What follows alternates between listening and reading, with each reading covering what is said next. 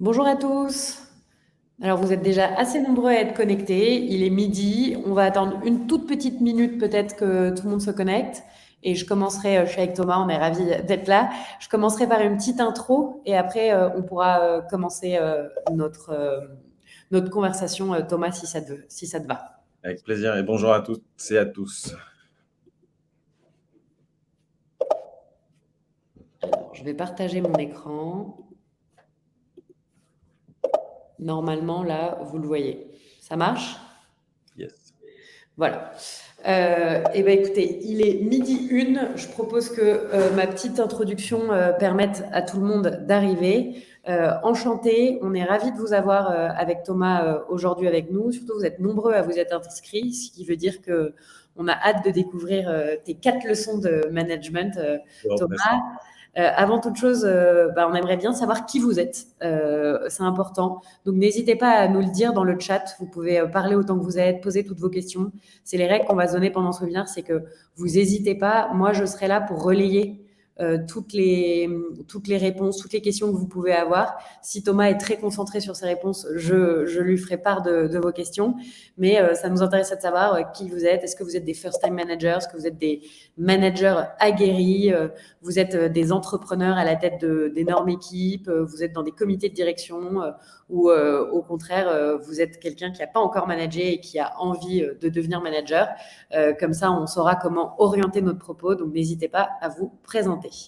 Moi, je suis Annabelle, je suis la cofondatrice de Lyon, qui est l'école qui forme l'avant-garde des employés.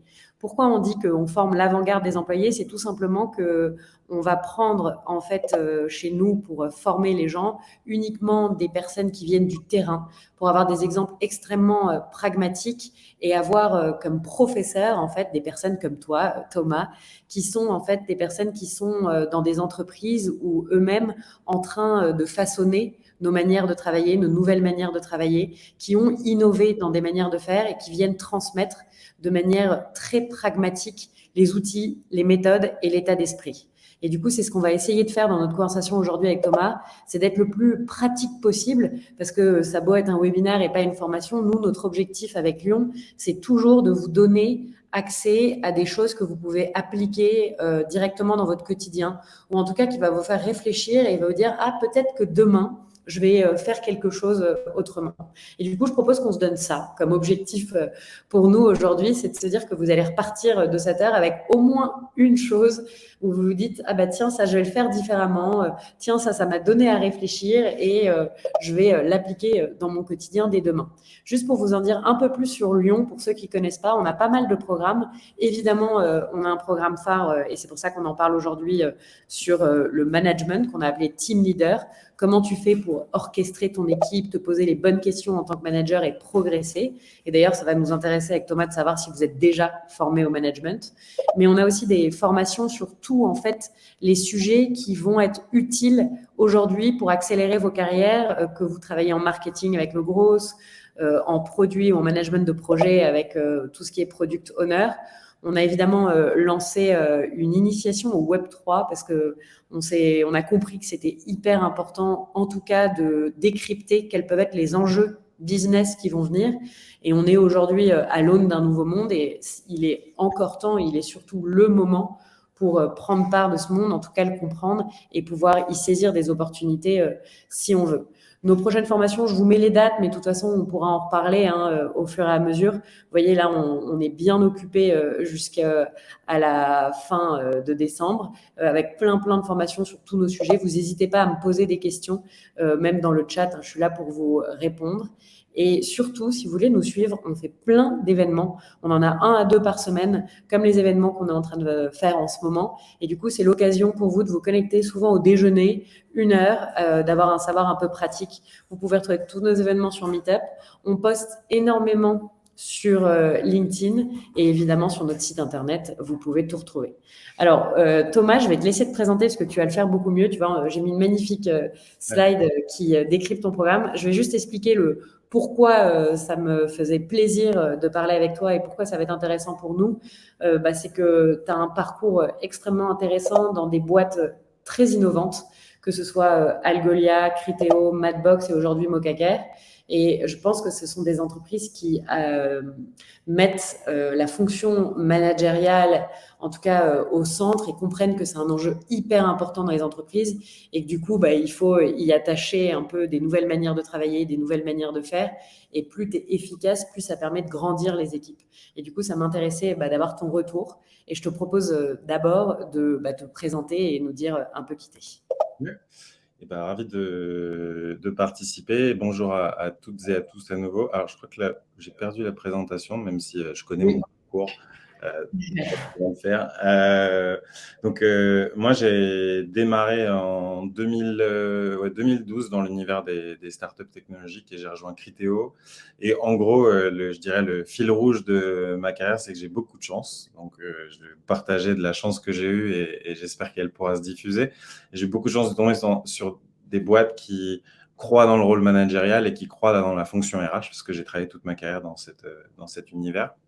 Maintenant, ça fait un peu plus de 10 ans. Donc, j'ai travaillé chez Criteo, qui est la première licorne française, où j'ai pu construire des équipes de recrutement et suis devenu manager très, très vite. Peut-être un peu trop d'ailleurs, mais on pourra en reparler, avec des équipes internationales et un peu partout dans le monde.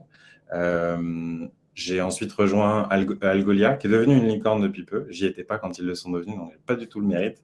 Mais on a construit une équipe de... Exactement. Participer à la croissance. Donc, Criteo, quand j'ai rejoint, c'était 300 personnes. Je suis parti, c'était 3000 personnes. Algolia, j'ai rejoint un petit peu moins d'une centaine. Je suis parti, c'était un peu plus de 300 personnes. Pendant 2 ans, pareil, pour construire l'équipe recrutement. En parallèle, j'ai commencé à accompagner des entreprises dans leur construction d'équipe RH et recrutement sur des missions de freelance. Ça m'a donné envie de faire plus. Donc, j'ai rejoint Madbox en tant que DRH pour une première expérience. Et dans une volonté qui est du coup dans l'univers des jeux vidéo, et j'avais envie de travailler sur une mission à impact. Et c'est comme ça que j'ai rejoint Moka.care il y a maintenant 4 mois, qui est du coup dans la santé mentale pour les entreprises, qui est quand même un sujet loin d'être éloigné de l'univers des managers et des RH encore moins. Et donc voilà, un peu mon parcours brièvement. Et j'ai pas mis ma casquette, mais voilà.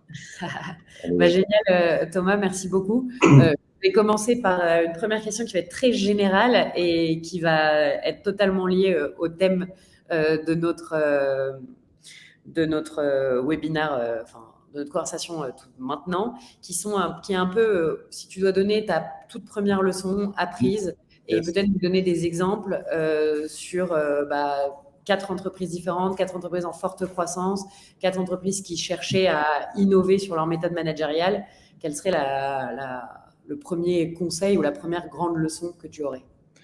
La leçon numéro 1, mais si j'avais eu à en avoir qu'une, ça aurait été la seule aussi, c'est qu'il faut former les managers. Alors, pour ceux qui participent et qui sont managers et qui ne peuvent pas prendre ce genre de décision, ça peut être un peu frustrant de s'entendre dire qu'il faut être formé, mais je pense qu'il faut participer à partager ce besoin et à le communiquer.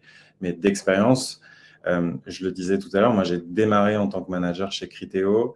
J'avais, même si ce n'est pas forcément une question d'âge, j'avais 23 ou 24 ans, jamais managé de personne et je suis passé en l'espace de 6 mois d'une équipe de 1 personne à 12 personnes sur des différents pays avec des aspects culturels différents, donc une complexité en plus, je pense, un peu supérieure à la normale et sans expérience, si ce n'est les modèles que j'ai eus. Et en fait, c'est là où j'ai eu de la chance, c'est que j'ai eu d'excellents modèles, mais si j'en avais eu des mauvais, j'aurais probablement reproduit des exemples de choses qui n'étaient pas à refaire, même si à moi ça me convenait, ça ne convient pas forcément à tout le monde. Et je pense que c'est super important de former les managers parce que déjà, il y a des boîtes qui sont dédiées à ça. C'est votre cas. Vous avez des programmes de formation sur le management. Et c'est super important de se faire accompagner par des experts pour confronter nos pratiques et voir si ce que l'on fait est judicieux ou pas.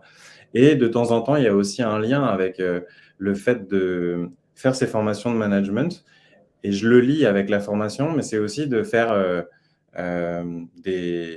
participer les équipes de management à des tests de personnalité. Pourquoi? C'est que, et quand j'entends tests de personnalité, ce n'est pas les trucs que vous trouvez gratuitement sur Internet, mais c'est les process communication, c'est les DISC, ça peut être le MBTI, même si j'en suis personnellement un peu moins fan, mais l'objectif là-dessus, c'est que Et surtout pour les jeunes managers, c'est super important d'apprendre à se connaître, d'apprendre à comprendre son mode de communication, le mode de communication des autres pour pouvoir justement mieux communiquer, interpréter les manières de fonctionner de chacun et pouvoir être plus à l'aise avec une grande diversité de profils en face de nous, parce que le management, c'est l'adaptabilité. On ne peut pas manager 5 personnes d'une manière similaire à chaque fois. Il faut être capable de s'adapter en fonction de leurs besoins, de leurs attentes, de leur profil, de leur background aussi. Ça demande beaucoup de travail, mais c'est pour ça que la formation, elle est très utile, parce que dans les formations de management, et c'est le cas d'ailleurs de Lyon, on va aborder aussi les sujets d'OKR. Et je pense que c'est un système de fixation. Je t'arrête pour ceux qui ne connaissent pas. Les OKR, c'est objectifs qui résultent et c'est une manière d'objectiver la performance et de montrer où sont nos objectifs et quels sont les résultats clés pour y arriver. Yes. Et ouais, pardon. Vas-y. Et effectivement, alors après, je vois pas bien le rapport entre, peut-être tu vas le dire, entre tes objectifs et ta personnalité, mais je pense effectivement que c'est primordial de se connaître. Et oui, Juliette, l'idée, c'est que le manager fasse le test et le fasse aussi avec les membres de son équipe. On parlera du manuel de l'utilisateur, mais ça ira là-dedans. Mais je te laisse faire le lien entre ça et les objectifs. Clairement, parce que comme tout le monde, toutes les personnes vont avoir des personnalités, des approches au business différentes, fixer des objectifs, déjà, c'est un travail qu'on doit faire de manière collaborative, selon moi. Et les meilleurs endroits où j'ai fixé des objectifs, c'est ici, c'est chez Algolia où je l'ai découvert, où on fixait nos objectifs d'équipe tous ensemble avec le manager et les équipes dans un système ultra collaboratif. Pourquoi ? Parce qu'un objectif auquel vous participez à la conception, vous êtes forcément plus engagé. C'est quasi systématique. Et justement, dans cette fixation d'objectifs, si vous comprenez et connaissez les différentes personnalités, les manières d'aborder, de communiquer, je pense que vous pouvez plus engager d'entrée de jeu dès la conception de ces OKR, chacun de vos membres d'équipe, et probablement influer plus rapidement sur une atteinte de ces résultats. Pour les comprendre et aussi la problématique de la ProcessCom et du disque, c'est pour ça que c'est bien qu'il y ait des versions gratuites aussi, c'est le coût de temps en temps. Et il y a des méthodes toutes simples, et tu parlais du user manual, vous le faites chez vous, nous on le fait, on appelle ça un KYT, qui est un Know Your Teammates, où l'idée c'est juste de demander à chacun de décrire sa manière de fonctionner. Je trouve que déjà c'est un exercice assez intéressant de se forcer à se poser en se disant, voilà, moi je fonctionne de telle manière, je suis plus du matin ou du soir, j'aime bien quand on me disait les choses très franchement et très clairement, ou je préfère qu'on prenne des formes parce que j'ai une sensibilité plus importante. Et c'est très important de le faire, et c'est très important pour le manager aussi de le faire et de partager son propre profil, parce que je pense que montrer sa vulnérabilité, c'est aussi donner la possibilité aux gens de pouvoir humaniser davantage le rôle du manager et croire encore plus dans le discours que vous transmettez, quoi. Et ça passe par… et toutes ces choses-là vont faciliter aussi tous les éléments clés du management. Si on comprend mieux nos équipes, on sera plus à même de les onboarder. Et je pense que les fails d'équipe que j'ai vus les plus importants, c'est quand on avait une capacité d'onboarding qui était très, très mauvaise, c'est-à-dire inexistante, ou très orientée, je démarre, tu as été recruté, donc voilà tes missions, débrouille-toi et puis dis-moi quand tu as besoin. Alors qu'un onboarding, surtout pour des jeunes talents, mais en fait, pour quelqu'un qui démarre dans une boîte, ça doit être très directif. Le management n'est pas forcément directif. On peut être un manager très distant en fonction des profils, mais je pense que l'onboarding, c'est le moment où il faut être très, très, très directif, parce que c'est le moment où ils apprennent. Et un onboarding, on n'en a qu'une seule fois dans une vie d'entreprise.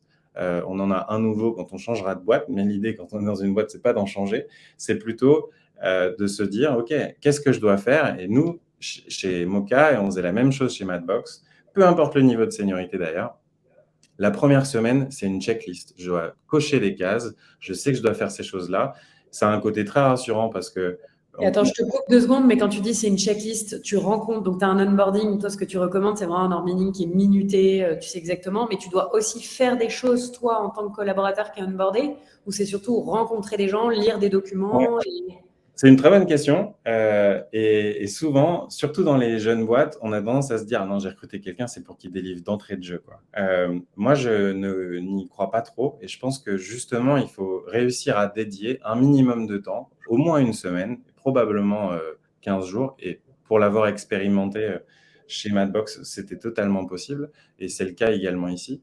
Mais on dédie au moins une semaine, potentiellement 2, à la découverte de l'univers de la boîte, c'est-à-dire la lecture de la documentation, la rencontre de personnes, le shadow, donc on participe à un meeting ou à une séance sans y participer activement, mais en tout cas on l'observe. Et tous ces moments-là, en fait, sont listés dans la checklist. Et donc, tu sais que tu dois les faire, tu sais quand tu peux les faire, tu sais avec qui ce serait cool de les faire. Donc, on va même inciter certaines personnes à aller voir d'autres. L'idée, c'est que ce soit le plus directif possible pour qu'il n'y ait pas ce schéma interrogatif de « OK, qu'est-ce que je dois faire pour être le plus performant possible? Où est-ce que je peux aller chercher les informations qui sont les plus pertinentes? À qui je peux demander si j'ai une question ?» Le tout, c'est vraiment d'anticiper ce questionnement et de favoriser la découverte. C'est pour ça que nous, on a cette phase de discovery avant de se basculer vers une phase de delivery où ils vont faire leur boulot, quoi. Ouais, non, mais effectivement, travailler le onboarding, je pense que c'est fondamental.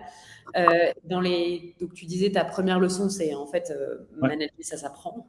Et il faut former les managers, s'occuper d'eux. C'est quoi les autres sujets sur lesquels il faut apprendre des choses et se développer en tant que manager? Yes.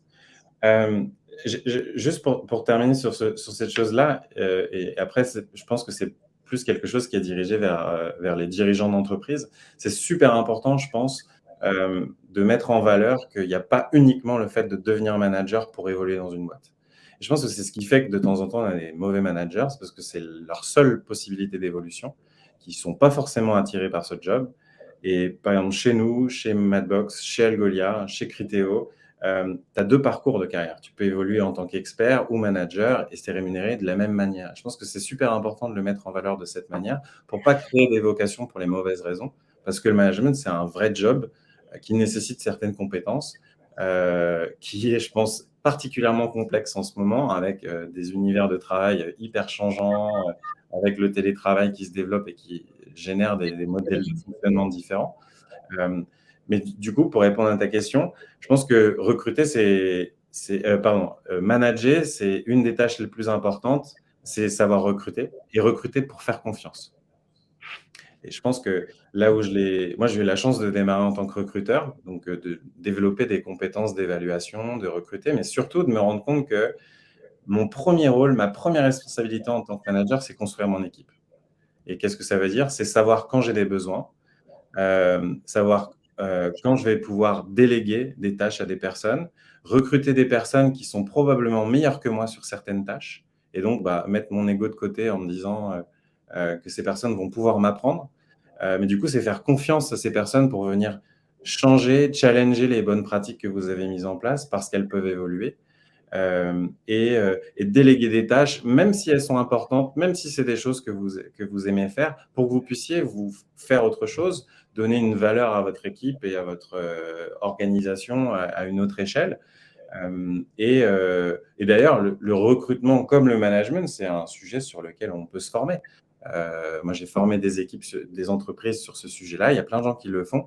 C'est un job à part entière et une manière de construire son équipe qui n'est pas négligeable, qui est tout simplement, OK, quelles compétences j'ai dans mon équipe aujourd'hui?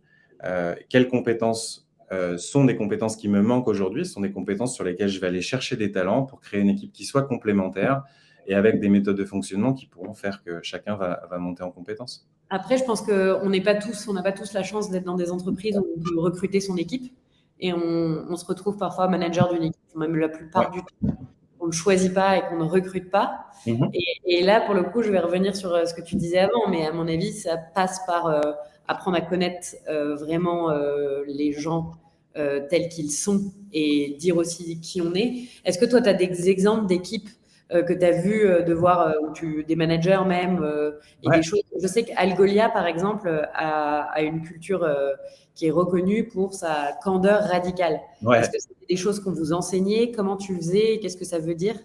Ouais, bah, une des valeurs, c'était la candeur, donc la franchise en français.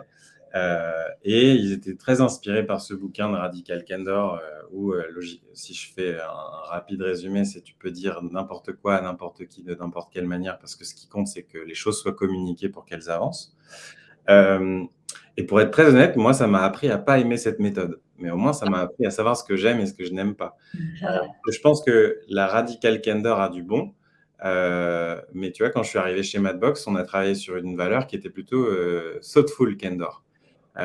Et je pense qu'effectivement, on peut tout dire à n'importe qui, et on doit être dans une boîte où on est en capacité de tout dire à n'importe qui, mais pas de n'importe quelle manière. Je pense que euh, réfléchir à un feedback, prendre du temps pour le former, formaliser, pardon, ça aide à ce qu'il soit bien reçu, parce que je pense que c'est un exercice qui n'est pas évident et vaut mieux prendre un petit peu de temps pour le préparer avant de le partager. Mais pour revenir sur le point dont tu parlais, où tu arrives dans des boîtes et les équipes sont déjà formées, euh, mon point d'origine, c'est vraiment, bah, en fait, il faut partir du principe qu'on se fait confiance, que si, déjà, si vous avez pris cette équipe, c'est que probablement il y a certains talents. C'est commencer aussi en s'ouvrant sur quel genre de fonctionnement vous voulez avoir, et prendre leur feedback sur est-ce que ce fonctionnement vous convient ou pas. Qu'est-ce qui vous convient pas? Comment est-ce qu'on peut ajuster? Parce qu'encore une fois, il y aura une nécessité d'adaptabilité. On peut arriver avec des idées toutes faites pour plein de bonnes raisons et devoir en changer une fois qu'on a commencé à manager cette équipe. Mais encore une fois, je reviendrai sur la collaboration et c'est super important de les impliquer dans je construis cette équipe, de quoi vous avez besoin, quelles sont vos attentes et voilà les miennes et on construit quelque chose qui fonctionne, quoi. Et ça, comment tu... Parce que ça veut dire que tu instaures un dialogue Ouais. constant avec ton équipe, que tu te livres. Moi, ce que j'aime bien, c'est... j'avais lu... en fait, ça veut dire afficher en tant que leader et manager d'équipe que on va faire les choses ensemble, que évidemment, je vais être attentif au cadre et aux objectifs qu'on va avoir, mais on peut ensemble se dire comment on les atteint, et en tout cas, je vais te laisser faire pour comment les atteindre. Mais ce qui est intéressant, c'est un peu ce dialogue constant et un peu, en fait, moi, en tant que leader, on ne m'attend pas sur je te donne toute la direction, mais on m'attend plus sur la confiance, et ça veut dire montrer sa vulnérabilité aussi. Être capable de dire je ne sais pas. Et en fait, celui qui dit je sais aujourd'hui, je sais que parfois on a tendance à se dire je suis devenu manager, il faut que je sache. Mais moi, je pense que non, au contraire, il faut. Je suis devenu manager, j'ai confiance dans les équipes et dans le fait que dans le collectif, on va réussir à faire quelque chose, Ouais. mais pas forcément. Et ce que je trouve intéressant dans ce que tu dis là, et peut-être tu as des choses que tu as vues, que tu peux raconter qui peuvent être utiles, c'est comment tu mets en place cette mécanique. Est-ce que c'est des rituels? Tu te vois régulièrement? Est-ce que c'est du temps dans l'agenda? Est-ce que c'est des meetings où tu as vu organisés d'une certaine manière? Est-ce que c'est comment? Bah, que je recrute quelqu'un ou que je rejoigne une équipe qui est déjà créée, le premier meeting que j'ai avec les équipes, c'est un meeting en one-one avec chacun d'entre eux, peu importe la taille de l'équipe d'ailleurs. Et mon objectif, c'est de comprendre ce qu'ils attendent de moi. Et en échange, je leur expliquerai ce que moi j'attends d'eux. Et l'idée de cet échange-là, où concrètement, il y a deux questions abordées, c'est de s'aligner. Et ça ne veut pas dire que ce sont eux qui devront s'aligner à mes attentes, mais c'est un travail commun. Et ça commence par là. Et une fois qu'on a la perception de ce que chacun des team members va avoir, on débriefe tout ça ensemble et on part d'un postulat que désormais on est tous alignés, on a un objectif commun et c'est pour ça que la conception de ces OKR, c'est aussi des très bons moments à créer de manière collaborative en se disant le fonctionnement d'un OKR, on part souvent d'un objectif d'entreprise. Mon entreprise veut faire ça pour les 3 à 6 prochains mois. Et ben, on s'assoit en se disant, OK, l'entreprise a tel et tel objectif. Comment est-ce que notre équipe peut y contribuer? Et c'est un brainstorm où il va y avoir des idées justes et pas justes, et ça, on s'en fiche, mais tout le monde va y participer et on va construire les objectifs de notre équipe, pas individuels, mais d'équipe, du coup, ensemble. Et généralement, l'engagement derrière, il est décuplé parce que on est d'accord avec cet objectif, on le comprend davantage, on comprend pourquoi. Et c'est un peu mon troisième learning, c'est que si vos équipes ne comprennent pas pourquoi elles doivent faire quelque chose, soit elles ne le feront pas, soit elles le feront mal. Et je pense qu'on prend pas du tout assez de temps à expliciter le rationnel de nos décisions. De temps en temps, et ça m'est arrivé quand je conseillais des boîtes en parallèle, d'avoir des managers qui me disaient: «Mais j'ai pas le temps d'expliquer toutes mes décisions», et en fait, après, quand je creusais, je me rendais compte que dans chacun de leurs one-one, ils allaient expliquer leurs décisions à leurs team members. Mais en fait, tu prends une décision, tu rassembles ton équipe et tu expliques, tu prends les challenges, tout le monde a le même feedback, tout le monde a le même son, quoi, les mêmes infos, et tu pars d'un postulat où tout le monde est sur la même page désormais. Et d'ailleurs, ça m'est arrivé de faire ça, d'annoncer une décision, une réflexion, et de me rendre compte que, en fait, j'avais pas tout pris en considération et de faire machine arrière. Et tu vois, c'était de la vulnérabilité, mais en l'occurrence, ça m'a fait gagner énormément de crédibilité de montrer à l'équipe que mes décisions n'étaient pas arrêtées, mais au contraire, qu'ils allaient participer et que certaines choses pouvaient changer. Et ils sont acteurs du succès de votre équipe. Et du coup, ils sont acteurs du succès de la boîte, quoi. Complètement. Ce que je trouve hyper intéressant dans ce que tu dis et que j'ai remarqué aussi, c'est en gros, c'est le start with why. Ouais. Pourquoi? Et en fait, je me souviens très bien dans une formation neuromanagement, un des managers qui était là qui dit: ah non, mais moi, je commence toujours par pourquoi. Je mets toujours un ordre du jour au début de mes réunions. Je dis: mais comment ça, un ordre du jour au début des réunions? Bah oui, j'explique pourquoi on est là pour décider ça. Je dis: ah non, c'est pas le pourquoi ça, c'est en fait pourquoi on fait ça, pourquoi on se lève le matin, redonner de l'engagement, repenser aussi à un peu plus de hauteur. Et je pense qu'un rôle de manager qui est hyper important, c'est effectivement tout le temps expliquer le pourquoi et le relier avec le sens que l'entreprise a, avec le sens qu'on va avoir et pourquoi est-ce que moi, maillon de l'entreprise, j'ai un impact dans la picture globale. La méthode des OKR là-dessus est hyper bonne pour montrer qu'on fait partie d'un collectif et qu'on a beau avoir une action individuelle qui peut nous paraître un peu de répéter la même chose. En fait, ouais, j'ai de l'impact sur tout le monde. Et je pense que je vais te laisser réagir, mais ça va un peu avec ce que tu dis, Fabio, quand tu dis j'ai pu observer par le passé que certains employés étaient en souci de manque de reconnaissance. Comment, en tant que manager, peut-on améliorer cela? Déjà, rappeler le pourquoi à chaque fois et donc expliquer à la personne pourquoi ce qu'elle fait, c'est utile. Tout d'un coup, c'est même pas la reconnaissance, c'est en fait, comme je me sens utile, généralement, je me sens reconnue. Et moi, pour moi, le manque de reconnaissance, tu pallies avec le temps que tu passes en tant que manager avec tes collaborateurs. Et ce temps passé, il n'est pas que dans revue de la to-do, etc. Il est aussi dans je prends du temps pour parler de ta carrière, parler de tes progressions, où est-ce que tu en es. Et du coup, ne jamais enlever ces moments de ton agenda. C'est hyper important parce qu'on a tendance parfois à dire là, on n'a pas le temps, le one-on-one, on est sous l'eau, vas-y, on le remettra. Et ça, c'est interdit, en fait. Non, Et sur vas-y, le- je suis entièrement d'accord. Je pense que, et c'est un peu la quatrième leçon que j'ai pu apprendre, c'est que en fait, c'est le succès de mes équipes qui feront le mien. Et donc, c'est leur temps qui est plus précieux que le mien. Et c'est quelque chose que j'ai appris avec l'expérience, disons, parce que je pense qu'au début, j'ai démarré probablement avec un peu trop d'ego en me disant, tiens, j'ai telle responsabilité, c'est génial, etc. Et puis, en fait, je me suis vite rendu compte que il y a cette expression un peu cheesy, mais qui est quand même réelle, quoi. C'est tout seul, on va plus vite, mais en groupe, on va plus loin, quoi. Et en fait, c'était le fait que tout le monde soit capable de participer et d'être inclus dans tout ce que je faisais, d'être mis en avant, d'être mis en valeur, etc. Ça marchait. Et pour répondre au point de Fabio, je pense que la première chose que j'aborderais, c'est d'essayer de comprendre quel genre de reconnaissance dont ils ont besoin, parce que tout le monde ne réagit pas de la même manière. Certains, c'est de la reconnaissance financière, certains, c'est de la reconnaissance verbale, certains, c'est de la reconnaissance en temps, comme tu disais, où voilà, en fait, on se rend compte qu'on s'est vu qu'une fois par mois depuis 6 mois, ils veulent te voir une fois par semaine.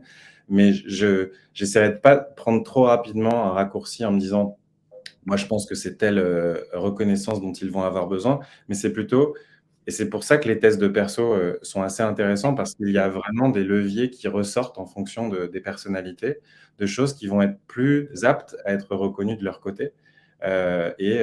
Dans mon équipe aujourd'hui, j'ai quelqu'un, ce qui va faire qu'elle va être reconnue, c'est de lui dire que c'est cool ce qu'elle a fait, quoi. C'est du bon travail. Et ça peut paraître aussi basique que ça, mais ça fonctionne 15 fois mieux que si je m'étais dit, mais non, je vais la promouvoir, je vais lui filer un peu plus de cash. Et le cash, généralement, c'est quelque chose qui fonctionne, mais de manière très court-termiste, quoi. C'est exactement pour te répondre aussi, Fabio, là-dessus, et j'adore ce que tu dis, Thomas, je suis totalement alignée. En fait, la reconnaissance des employés, tu peux y arriver que si tu connais qui t'as en face de toi. Et nous, on utilise au bureau cette manière de faire. En fait, on fait un test et on le fait faire, qui est les 5 langages de la reconnaissance. Ça part d'un livre à la base qui est très utile pour votre vie perso, qui s'appelle Les 5 langages de l'amour et qui fait comprendre qu'en fait, il y a 5 langages un peu primaires, mais généralement, tu peux les résumer dans 5, qui fait que toi, tu donnes ton amour ou tu le reçois. Et en fait, au bureau, c'est pas de l'amour, c'est plutôt de la reconnaissance, mais voilà. Et en fait, toi, parfois, tu peux recevoir, tu peux te sentir extrêmement valorisé si tu as des compliments. Si on va te dire des paroles valorisantes, si tu as entendu qu'un tel dans l'équipe a dit que tu étais super fort, etc. Tu en as d'autres, c'est leur manager qui va prendre des moments de qualité. Le portable, il est éteint, il est pas sur la table, il n'a que du moment pour toi et il prend ce temps-là, il est ultra focus sur qui tu es. Il y en a d'autres où ça va être, en fait, dès qu'il est là, tu sais qu'il est là. Tu es conscient de son entrée dans la salle, tu es conscient de lui, tu lui poses plein de questions, etc. Ça, c'est ce qu'on appelle le toucher dans le langage de l'amour, mais au bureau, c'est plus conscience de la sphère physique. Et tu as le cadeau aussi. Et en fait, qu'est-ce que tu vas donner comme récompense, comme chose? Il y en a où ça va être peut-être le cadeau plus le bonus financier aussi qui est utile. Mais en fait, nous, on a tendance à donner la même chose qu'on aime recevoir. Il faut être extrêmement attentif. Parce que moi, typiquement, j'adore les compliments. Mais en fait, il y a des gens sur qui ça fait ni chaud ni froid. Ça les motive pas et ils se sentent pas reconnus quand tu leur fais des compliments. Et toi, tu comprends pas du coup. Et ça, je pense que c'est extrêmement important. Ensuite, on avait une question de Marine sur comment optimiser le suivi hebdo de ses équipes et bien dealer entre le bien-être, évolution de la personne, vs l'aspect plus opérationnel. Ouais, moi j'ai un article sur Notion qui a été écrit par Mathilde, la CEO de Front, Mathilde Collin, qui m'a beaucoup inspiré sur la manière dont j'ai structuré les rituels de one-one avec mes équipes. Et en fait, j'en ai 3. J'en ai un que je fais chaque semaine, qui est un suivi hebdo très classique. Mais c'est que des questions. C'est où est-ce que tu en es? C'est que des questions ouvertes d'ailleurs. Où est-ce que tu en es? En quoi je peux t'aider? Quels sont les challenges que tu as? Et si j'ai besoin, peut-être une visibilité d'un tracker, avec des recruteurs, peut-être un suivi de certains KPIs, etc. Mais ça va être assez classique avec des questions ouvertes pour savoir comment je peux l'aider et qu'elle sache que la personne peut leverager ce temps pour ça. Et après, j'ai un monthly qui est plutôt un débrief du mois, où je vais leur demander, d'ailleurs, il y a une liste de questions automatiques que Mathilde a créées. J'en utilise 3 qui sont toujours les mêmes. C'est qu'est-ce qui s'est bien passé ce mois-ci? Qu'est-ce qui s'est un peu moins bien passé? Et est-ce que tu as des questions pour moi? Et après, à l'intérieur, il y a d'autres questions que je vais choisir qui peuvent être comment je peux être un meilleur manager pour toi? Comment est-ce que tu as envie de te développer le mois prochain? Ce genre de trucs. Et après, il y a un débrief trimestriel qui est là plus, moi, ce que j'appelais chez Algolia des What's Next, où là, on se projetait plus sur leur carrière. OK, c'est 3 mois. On sait ce qui s'est bien passé parce qu'on l'a vu tous les mois. Maintenant, où est-ce que tu as envie d'aller? Et c'est d'essayer de faire en sorte que ces conversations soient plus régulières que une fois ou 2 fois par an quand on parle des augmentations et que du coup, on va parler de la carrière parce que c'est un peu obligé, mais plutôt de les anticiper pour faire en sorte que ces conversations n'arrivent pas comme un cheveu sur la soupe à ce moment-là. Donc, pour moi, pour mieux gérer les équipes, je segmente les rituels et chacun de ces rituels a un objectif. En fait, si je reviens à un point dont on a parlé, qui est le Start with Why, chacun de mes rituels, chacun de mes meetings a un objectif et l'équipe doit comprendre quel est cet objectif-là pour pouvoir le leverager le plus possible. Et depuis tout à l'heure, on parle de Start with Why, mais parce que c'est un bouquin qui est un peu une de mes bibles désormais de Simon Sinek. Et j'ai partagé un lien YouTube sur une vidéo où il l'explique très basiquement, mais qui est incroyable pour le coup. Voilà le pourquoi on devrait toujours commencer par ça, pour ensuite expliquer comment on va y aller et qu'est-ce que ça va nous donner. Et généralement, on a tendance à fonctionner dans le sens inverse et c'est beaucoup moins engageant pour les personnes. Totalement d'accord avec toi. J'ai résumé parce que je trouve ça trop bien ce que tu dis, donc je l'ai écrit sur le côté.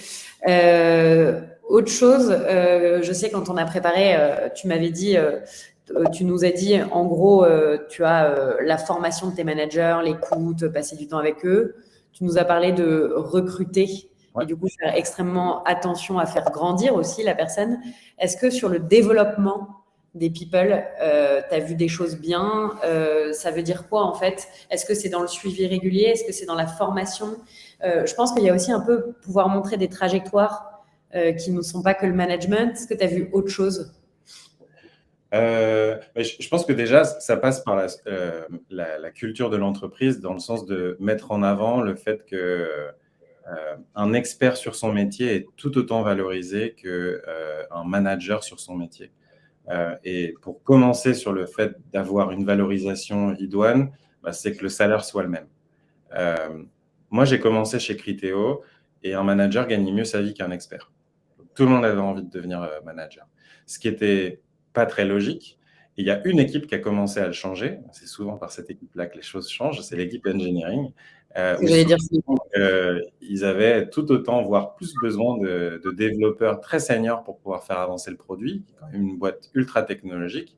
Et petit à petit, les choses sont devenues beaucoup plus équilibrées, voire plus intéressantes à l'idée de devenir un expert. Je pense que déjà, il y a cet élément-là de reconnaissance financière et de positionnement dans l'entreprise où tu peux te dire, je ne suis pas moins haut sur une échelle d'organisation qu'un manager, mais je suis au même niveau.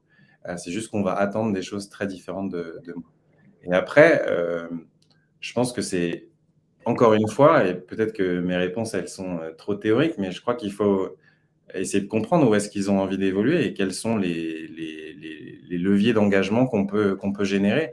Parce qu'une personne qui est avec vous depuis 6 mois ou 2 ans, 3 ans, va pas avoir les mêmes leviers d'engagement.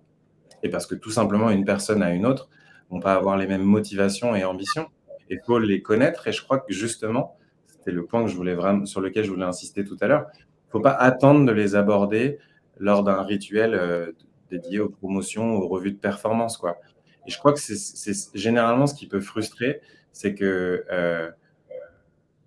les équipes vont avoir l'impression qu'on parle de carrière que quand on parle de cash. Et du coup, forcément, on va relier les deux et on va prioriser les opportunités où le cash peut avancer. Alors que si on parle de carrière, on parle de carrière. Et pour parler de carrière, c'est là où les managers peuvent tous avoir une implication. C'est vraiment de définir dans votre fonction quels sont les différents niveaux. C'est ce que plein de boîtes appellent des leveling frameworks. Quels sont les différents niveaux? Qu'est-ce que vous allez attendre de chacun des niveaux? Comment est-ce que vous allez mesurer la performance de chacun des niveaux pour que chacun puisse comprendre, OK, moi je suis au niveau A et je sais pourquoi. Et je sais ce qui est au niveau B, ce qui est attendu. Comme ça, je sais ce qui est attendu de moi de manière rigoureuse, c'est-à-dire que tout le monde au niveau A a les mêmes attentes et tout le monde au niveau B aura les mêmes. Et je sais quel est mon parcours dans ma propre fonction. Et déjà, je pense que ça rassure et clarifie beaucoup de choses pour des personnes qui se disent, je ne sais pas trop ce sur quoi je suis jugé. Donc, on repart déjà sur les objectifs et bien les comprendre. Et je ne sais pas trop ce qu'on va attendre de moi si j'évolue. Donc, c'est cool, on me file du cash, mais qu'est-ce que ça représente de plus, quoi? Et c'est super important de poser ça sur le papier. Si vous avez des équipes RH, ils sont là généralement pour vous accompagner là-dessus, à tes souhaits. Euh, mais je pense que le rôle du manager, c'est quand même d'y réfléchir.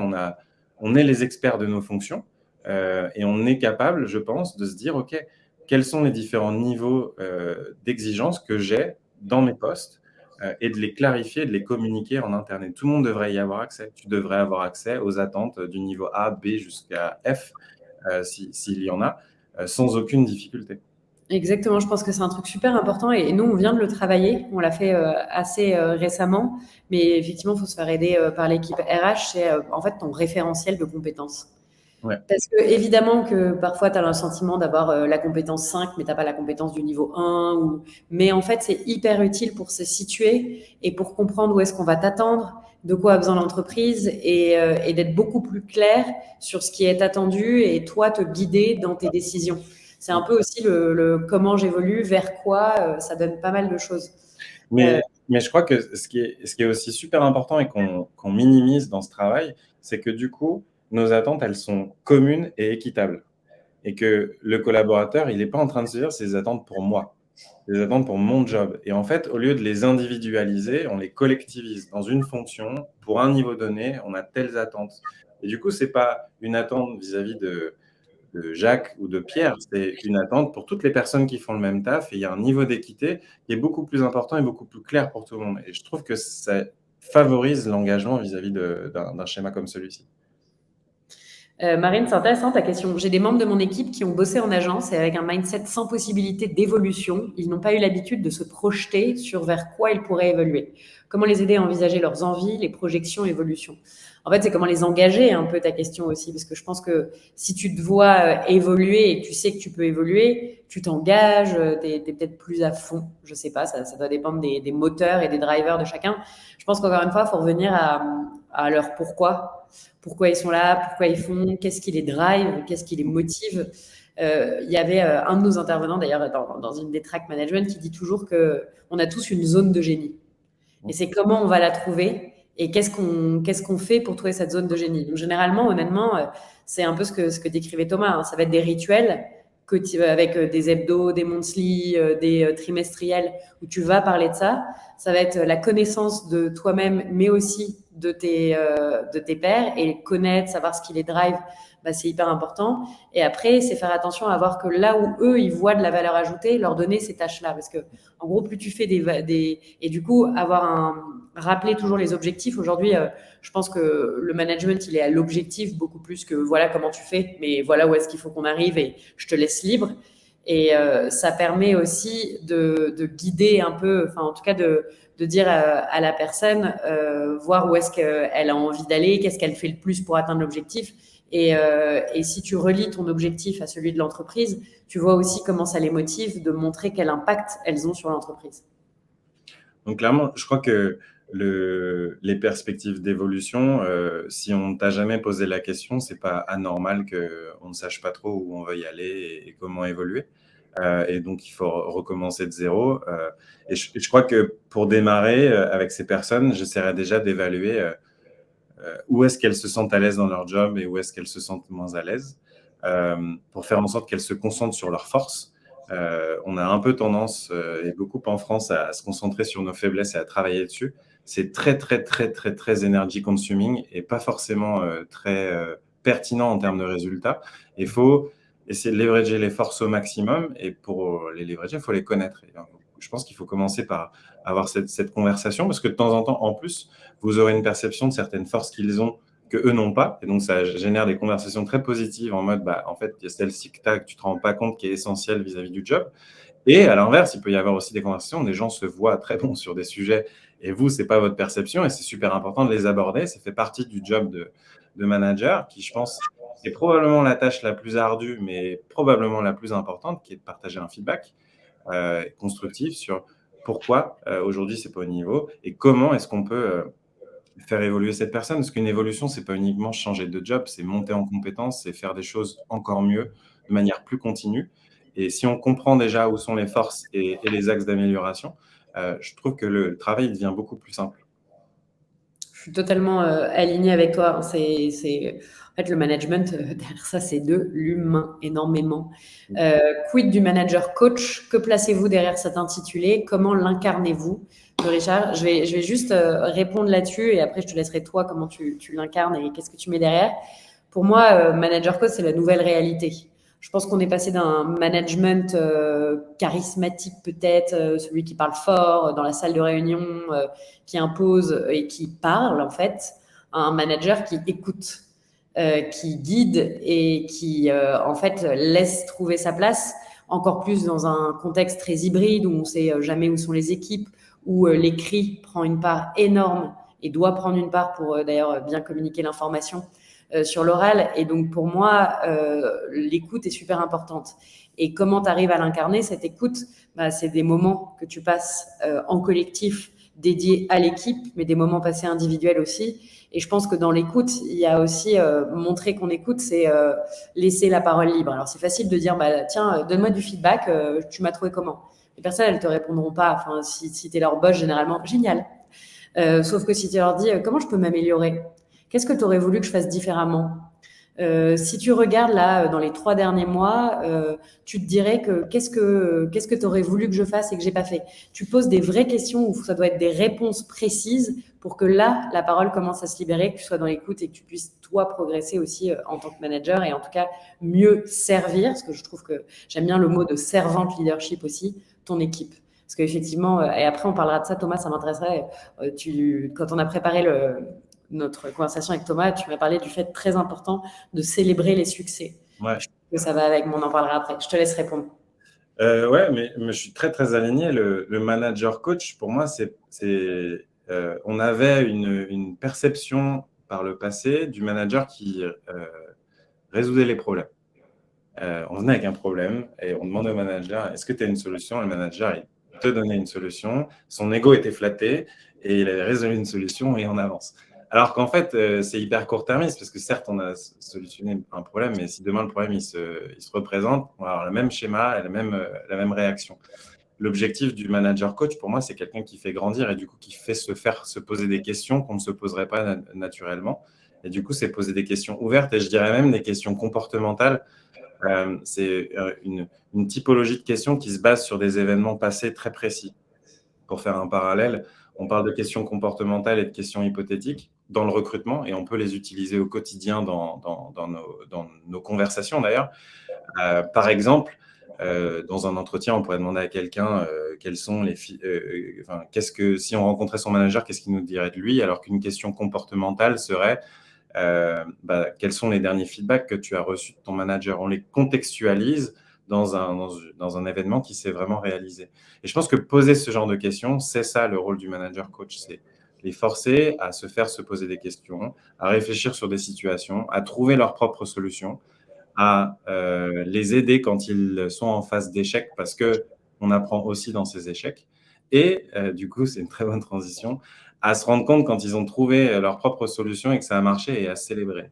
Parce que je pense que la célébration, c'est pas très culturel chez nous. Et je le dis parce que j'ai travaillé avec des personnes qui travaillent un peu partout dans le monde. On n'est pas les plus mauvais, mais on n'est pas au niveau des Américains. Alors peut-être qu'on n'a pas besoin d'arriver à ce niveau-là, mais célébrer, c'est pas uniquement célébrer le passage de la ligne d'arrivée, quoi.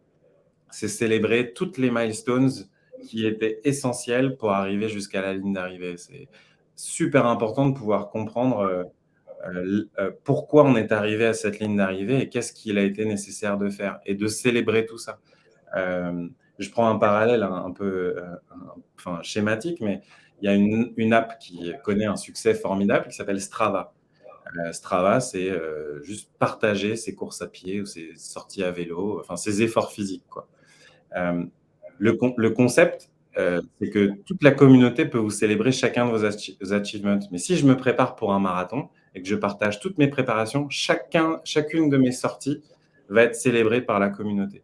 Et chacune de mes sorties va être reconnue comme un effort. Et c'est ça qui est super important dans la célébration. C'est pas uniquement d'applaudir et dire bravo, c'est de reconnaître, d'en discuter, de voir tous les différents achievements qui ont été nécessaires pour atteindre le final, qui n'est pas une finalité en soi. C'est intéressant dans ce que tu dis, c'est qu'on revient au management de la performance. Comment tu fais pour atteindre cette performance et du coup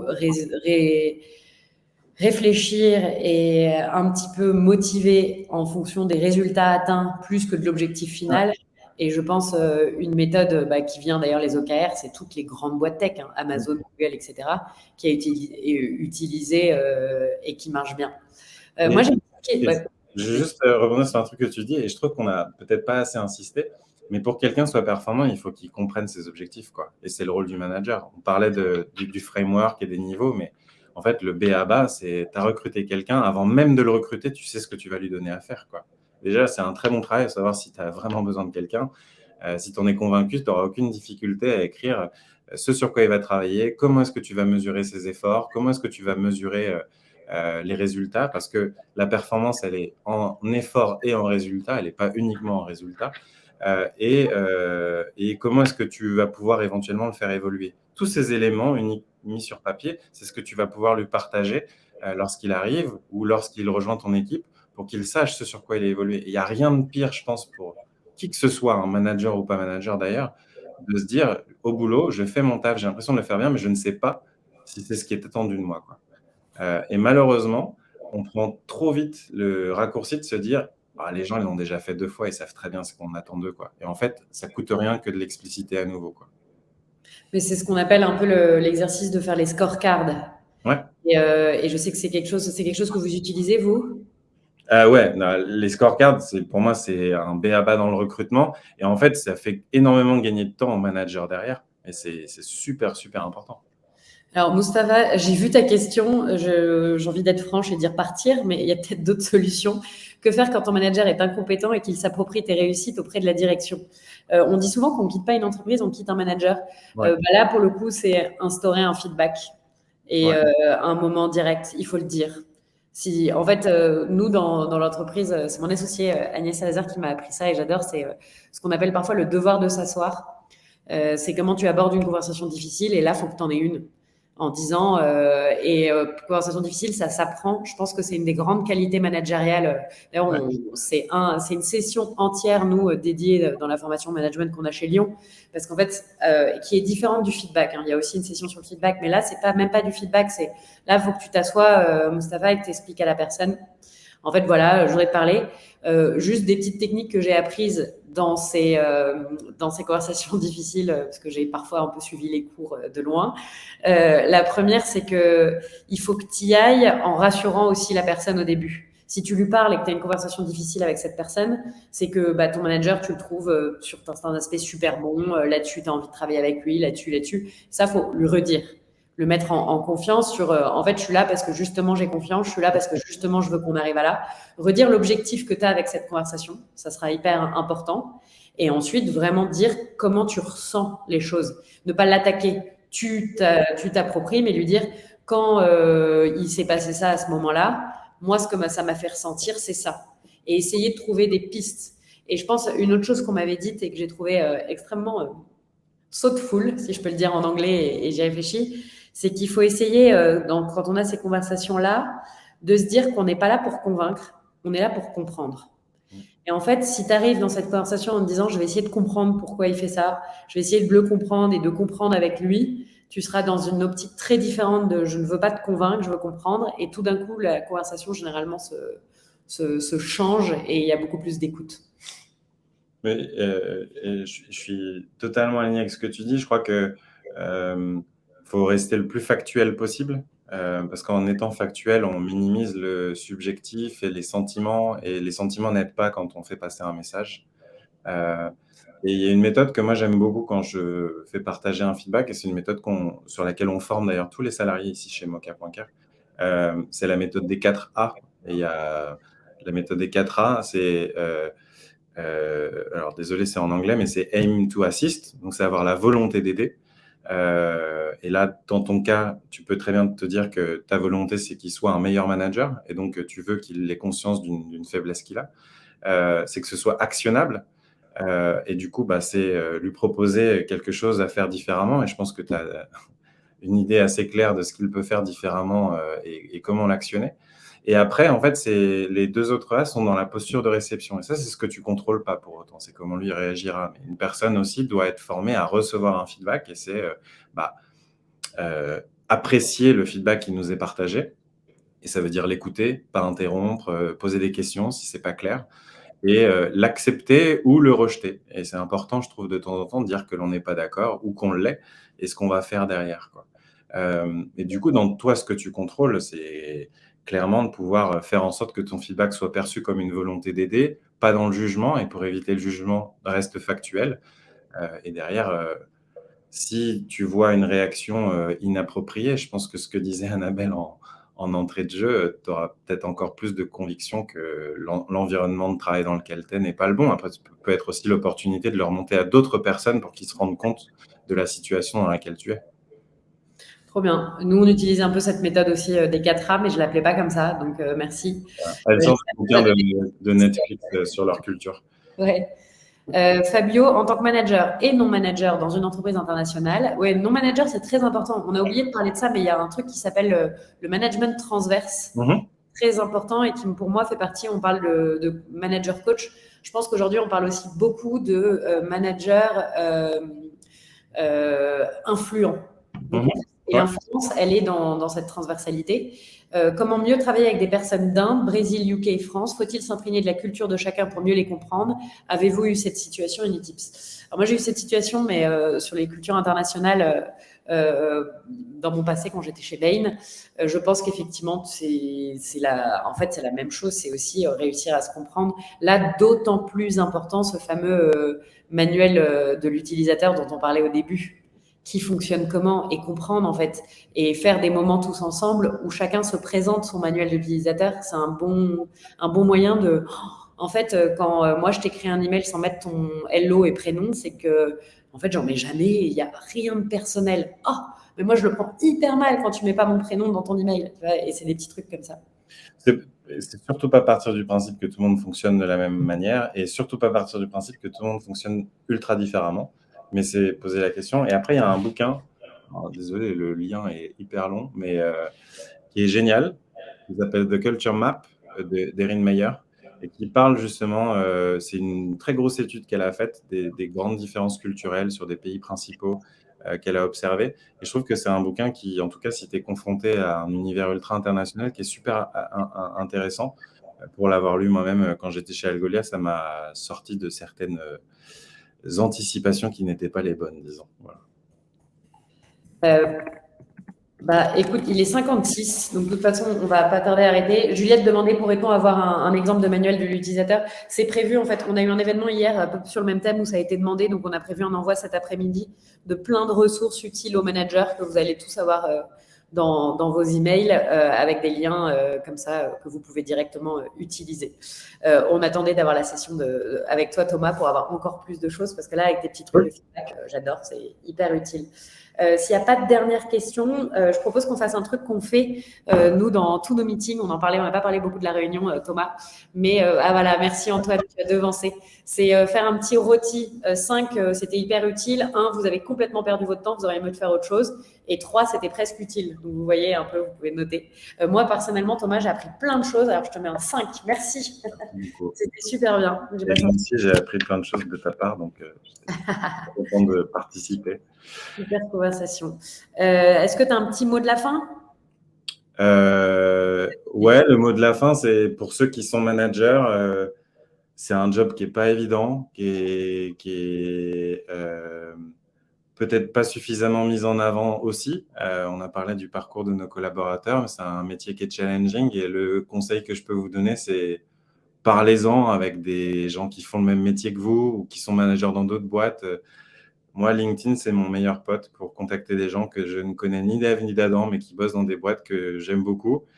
Et 6 fois sur 7, j'ai des retours positifs de gens qui sont OK à l'idée d'échanger et de partager leurs bonnes pratiques. Et je peux que vous inciter à le faire, parce que de temps en temps, vous vous rendrez tout simplement compte que ce que vous faites, c'est pas si mal, quoi. Totalement d'accord. C'est pour ça qu'on a créé Lyon, hein. C'est créer une communauté d'entraide entre pairs, parce que très souvent, Thomas, tu as été notre élève. Ouais. Et maintenant notre prof, et j'espère que tu redeviendras élève sur d'autres sujets. Et c'est ça le but, c'est qu'on a tous, et il n'y a pas de sentiment d'imposteur qui vaille là-dessus, des choses à s'apprendre. Voilà, on continuera les événements, n'hésitez pas à aller sur toute autre chose. Et les prochains événements la semaine prochaine, c'est la data. Très important dans tous vos métiers. Croyez pas que c'est pas, surtout dans les RH d'ailleurs. Justement. Donc plein d'événements pratiques sur comment tu mets la data au centre de tes décisions, etc. Je vous recommande de venir aussi la semaine prochaine pour des super conversations. Merci Thomas. Merci beaucoup. Merci Annabelle. Merci à tous. Au revoir. Salut.